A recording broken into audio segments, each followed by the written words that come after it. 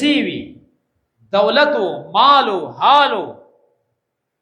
د بازار ته لاړو، په بازار کې مختلف قسم کپڑے موجودي وي، دا فلان برینډ دی، دا فلان برینډ دی، دا فلان برینډ دی، مختلف قسم برینډونه موجودو.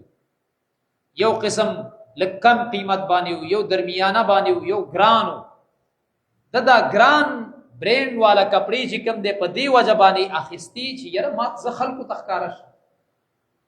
چې سوچ یې وکړو چې دا که خلکو ته ښکاره شم د دې د وجې نه چې زه خلکو ته ځان وښیم، په دې وجه دا کپړې اخیستلې پرېښوه. دغه کپړې چې هغه بهترین اعلی برینډ والا کپړې دي هغه یې پرېښوه، ادنا یې واخیستل یا یې متوسط واخیستل. دا ډېر عجیب روایت دی.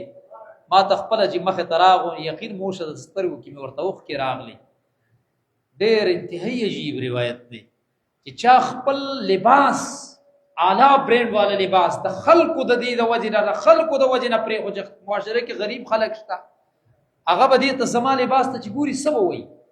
رسول الله علیه السلام فرمایي د دې د وجې نه یې پرېښوده چې دا خلک به څه وایي، یعنې ځان به کمزوری ګڼي زما د کپړو. وهو یقدر علیه، دې قادر و پیسې مال حال ورسره واخیستی شوي، خو پرېښودې صرف د خدای د یرې د وجې نه چې خلک به عاجزي وه، خلق به بیا زما کپړو ته چې ګوري څه به وایي. رسول الله علیه السلام فرمایي په ورځ د قیامت به الله تعالی اعلان وکړي چې ای هغه انسانه چې تا زما د وجې نه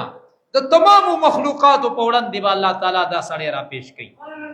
او هغه به را پیش کړي او ورته وبه وایي چې ای انسانه تا هلته زما د نورو غریبو بندګانانو د وجې نه دغه کپړې اخیستې شوي، خو پرېږدې خو یې وادې نه اخیستې چې هغې ځان ته کمزوري ونه ګوري، د خدای د یرې د وجې نه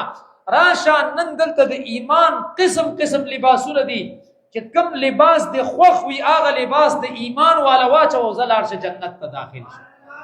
صرف او صرف